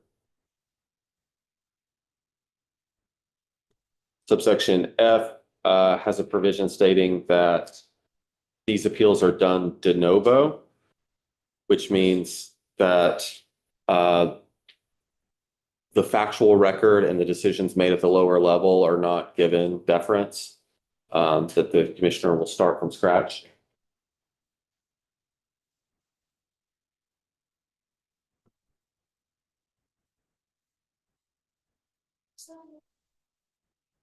De novo, Latin for new. New. It means the appeals from scratch.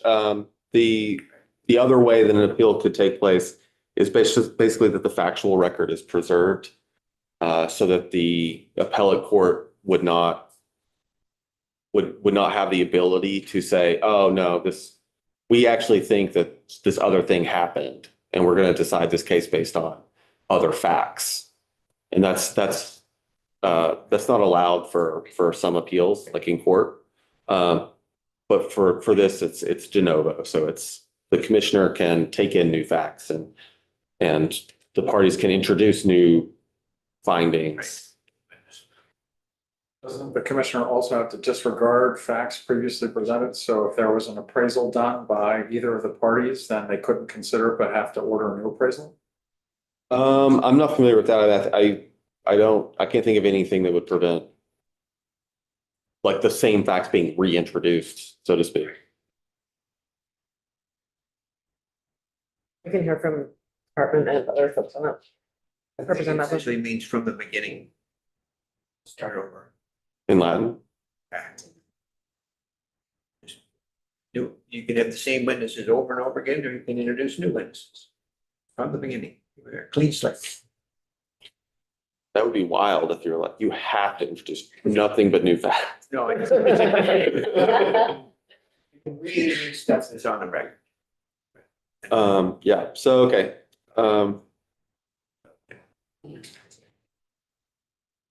So the provisions here on bottom of page 10 deal with the findings and determinations by the commissioner and the process for making any changes to the grand list.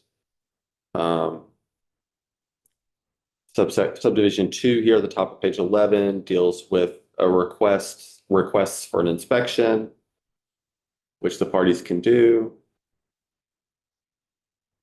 The commissioner isn't required to conduct an inspection, whereas the RAD appeals board is required.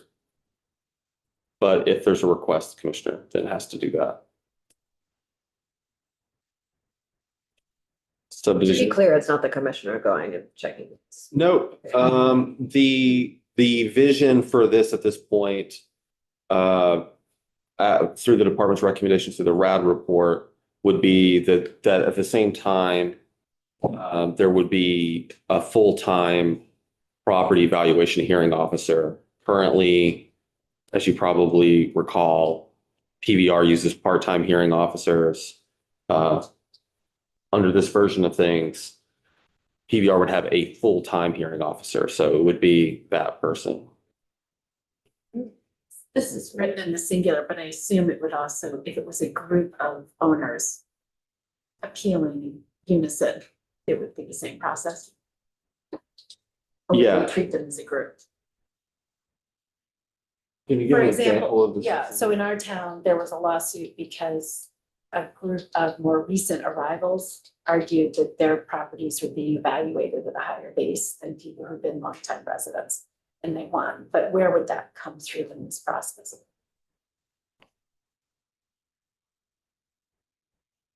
I'm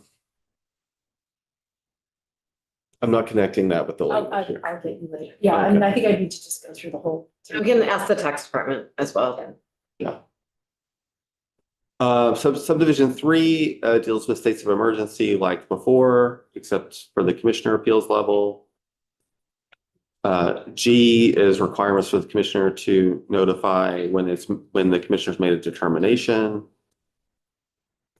Notify the parties.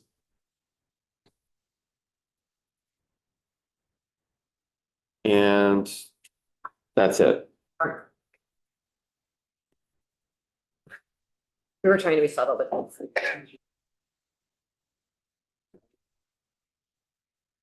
Okay, the next section, we're getting near the end, thankfully. I'm running out of steam. Probably obvious to say out loud. The next section is the beginning of some conforming changes that will need to be made for this. So what you have here is the appeals process to the BCA, which was getting repealed because it's being replaced. Yeah. There'll need to be some more conforming changes. So I expect to need to update this a little bit more to make sure that I've caught all of the conforming changes that need to be made. The next section is a change based on the department's request to make changes to the transition provisions that are in Act 73. So this section is the provision from Act 73, but all of the parts requiring the either PBR to stop ordering mass reappraisals or for municipalities to conduct mass reappraisals. There were provisions to halt those at certain times. The department has said that some of those things will be problematic in the transition for them. So they've asked for some of those provisions to be removed. For purposes of this language, I removed all of them. I think you want to hear from the department about if there's any of that they would want back. But this is basically to provide more flexibility for the transition than Act 73 had. The next section is the equalization study. And it adds the provision that all municipalities within a RAD will be treated as a single entity for purposes of the equalization process. So you've heard testimony recently on that, and that's a department recommendation. And then the way this is drafted, there's repeals of the relevant Act 73 sections on RADs. There's a section that's already taken place. It was the RAD report that's not being repealed. So this is meant to all replace that. I don't have the same contingency language that Act 73 had, so I'll just note that. I don't know what the policy decisions are around that at this point. The next section, starting at line 14 on page 16, is the per parcel payments. That was part of the RAD report. What you're looking at now, so there's three per parcel payments conceivably. One is for the equalization study. That's $1 per parcel. That's a separate section of law that is not here because it's already separate from the rest. But the other two are put together in the law. That is this $8.50 per parcel payment that's part of current law is for both reappraisals and for grand list maintenance. The department has requested that those things be separated out. So this language does that. A1 would be a per parcel payment for grand list maintenance only. And part 2 is a different approach where it says during the year in which a municipality is scheduled to fully reappraise, a municipality may notify the commissioner in writing that is prepared to commence the full reappraisal.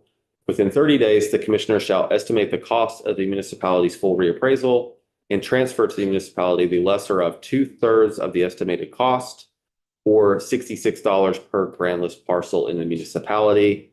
Where does that $66 come from? It's 2/3 of what the department has estimated that it should cost. Just generally. And so there was sort of a conversation at some point, and maybe in the report, about sort of the department holding the money.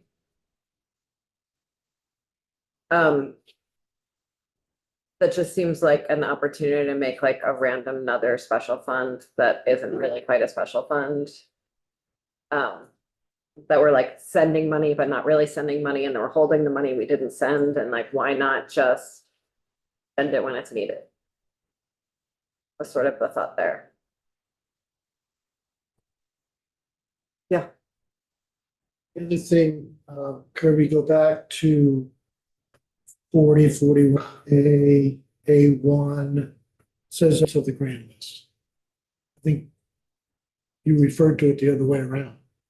I mean, to me, $8.50 just for the maintenance of the grand list is. Well, that's why I have that highlighted. Thank you. Because I wanted to circle back to that. I haven't changed that. That amount is what's in statute now to include the cost of reappraisals.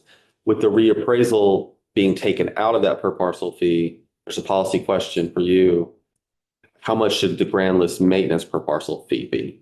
My assumption in this is that you don't plan to keep it at $8.50. And so would want to hear from, rather than us coming up with a random number, I'd want to hear from the department and the league about what they think the number should be. Yeah. That's what I looked into a little bit. And of course, it's all over the place. Yes. Down like us, we might buy an extra computer prior to reappraisal and a few other things, but it's not a lot, I mean, we can make it a lot if you want.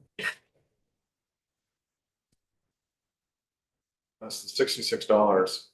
So there'd have to be an annual allocation for the scheduled reappraisals coming through that would be in the budget to go out to the RADs to pay for the appraisals. So it's not accumulating money anywhere necessarily. Yeah, I've talked to JFO about this, and it would be part of the department's budget process. Go, that is, and that assumes then that the municipality picks up the other thing. Sorry to go back a little bit, Kirby, but again, in reading the report, PVR talked about an appeal docket clerk. Yeah, that's what we're about to get to. Oh. Sorry. You're actually going forward, not backwards. Yeah. Oh. It's just neither I or the department at this point are prepared to give the exact language for that, but we're working on it. And my hope is next time you see this, there'll be the language that's actually creating those positions. So is that where the appeals would actually go to, is a clerk? The appeals to the commissioner that we were looking at, yes, they would go to this new hearing officer position. Yeah. And then if we can, actually go all the way back to the beginning, Can we just finish the effective? Do that? Is that okay with you? So the effective dates are, Sense of completion and like. the repeals and the transition provisions and the effective date section are all on passage. Most of this is going to follow the Act 73 timeline, which was January 1, 2029 for the RAD changes. And then the property evaluation hearing officers set to take effect July 1 to set that up before RADs come online. Okay, back to the beginning. So could we go back to the first page? And where it talks about property valuation is conducted by trained and certified individuals. Don't look. Just because he's scrolling, going. Yes. So is that certified individual certified through OPR or is that just a certification through PPR? The department in the RAD report and in testimony recently have talked about the workforce development that they've said that this is going to be a necessary part to making all of this successful is to do workforce development around this. The three things that they've talked about. So as far as what this, what they've talked about around this is how I imagine how they're going to be implementing this provision you're talking about. What were the three? Who can remember?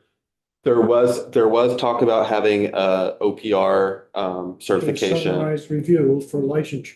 They didn't go quite that far, but yeah. So again, I'm sorry. Yes, yeah. That's something the department's pursuing. They're not asking for any legislative ask related to that at this point.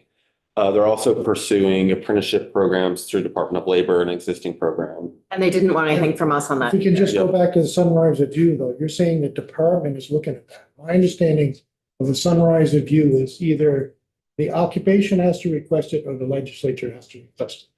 And so when they came in, I asked sort of explicitly, do you need something from us on that? And they said, no, not yet. So when they come back in, let's go a little, I think maybe they were thinking that would happen next year, but let's talk to them when they come back. Because It's agreed. Yes. I've got some real issues. I'm sorry. Oh, And I know the Secretary of State's office also doesn't it has reached their maximum of sunrise reviews without clear instructions and money. Because they were reviewing a few too many sunrises a couple years ago. Like any time that you have licensure involved, price of folks that are gonna do the reappraising isn't gonna be $100 a parcel. The third plan that they had under the RAD report was,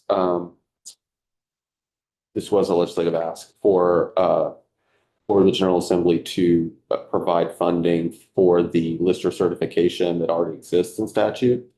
So that's under section 3436. There's a certification Lister education programs.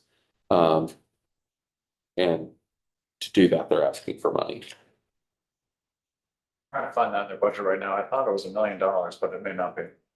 100,000. Yeah, it's in the zero. Yeah.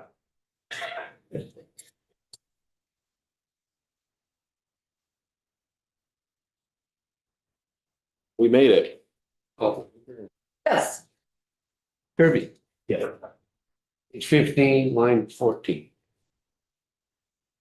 Look at the screen.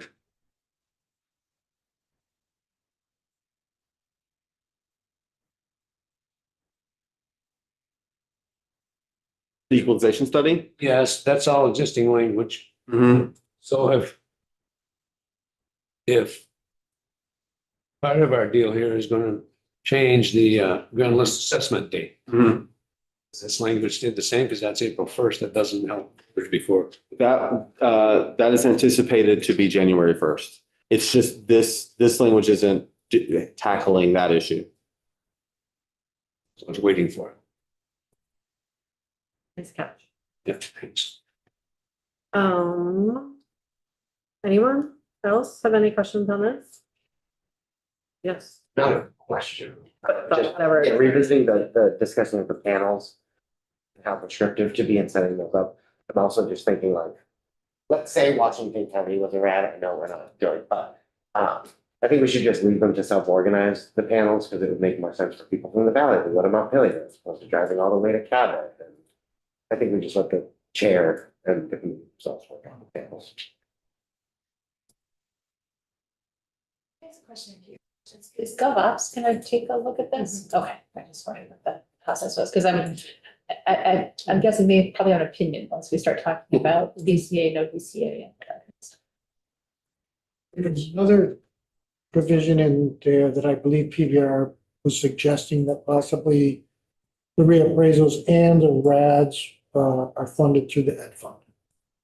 And what we have in here, RADs, the RADs are funded, through the municipalities. So I just, I can maybe find that eventually in the report to see how it was specifically addressed, but I've got that in one of my notes anyway.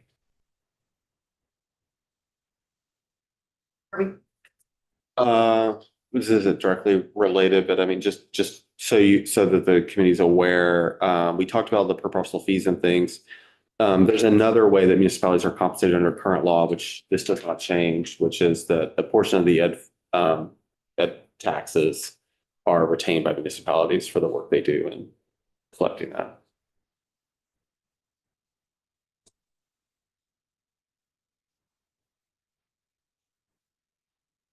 I feel like it's a fiscal note.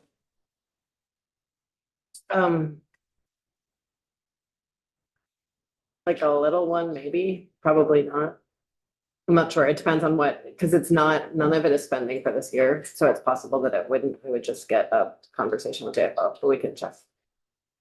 And the reason I ask is if you're expecting this, first of all, it's incredible work.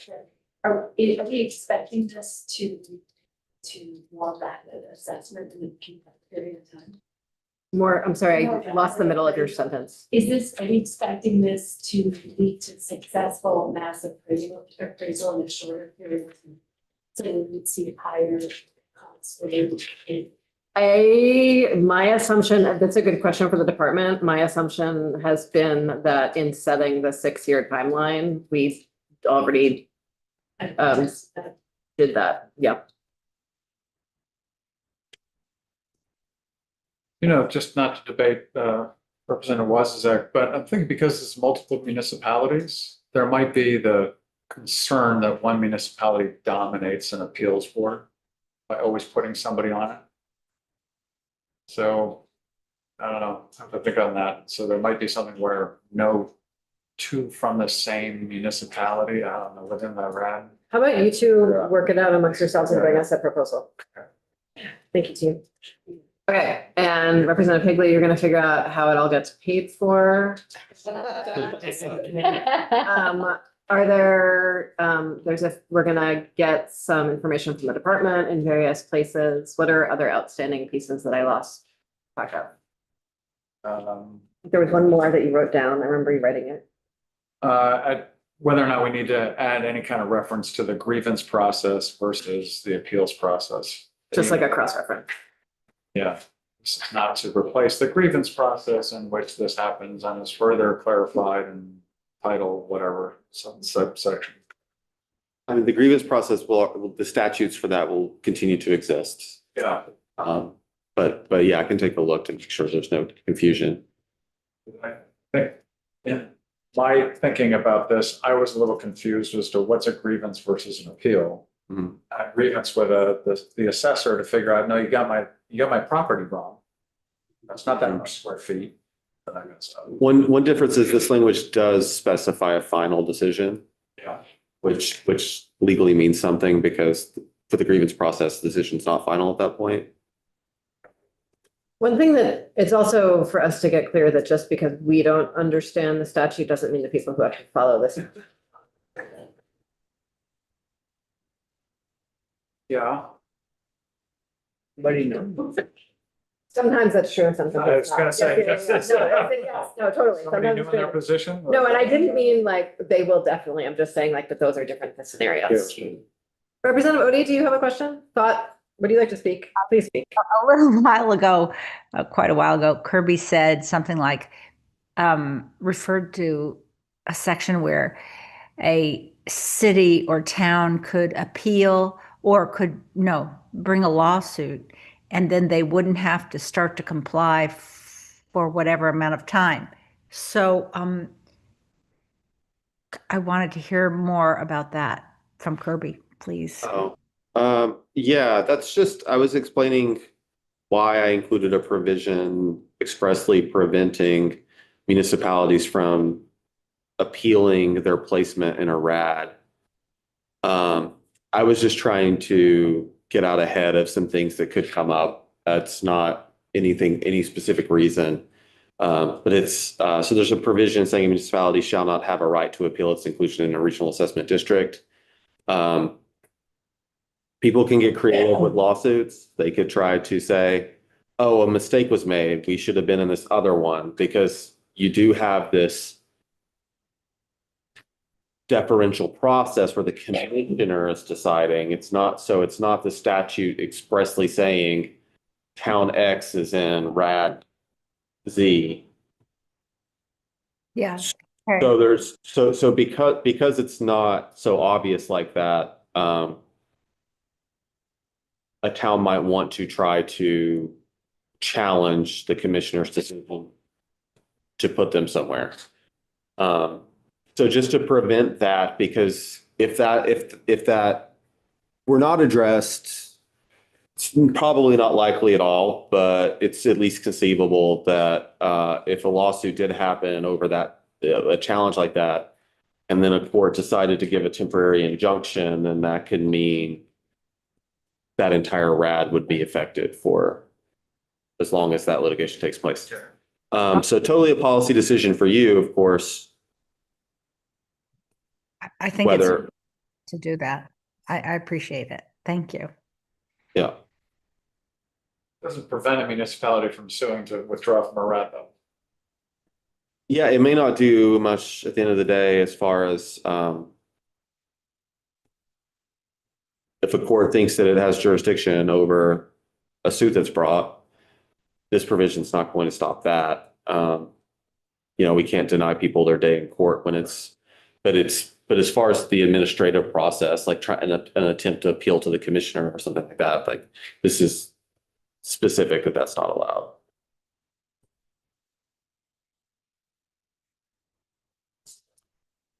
And it might be helpful in some cases where a court would throw it out because of this, maybe.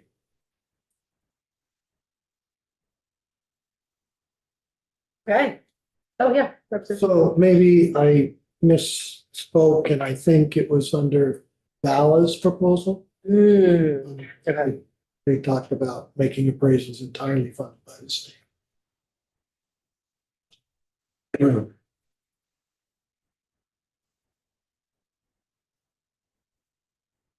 You're the one proposing it, so do what you will.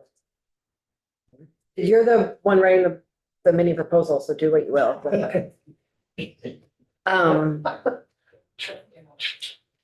Thank you, Kirby. So we're gonna pick this back up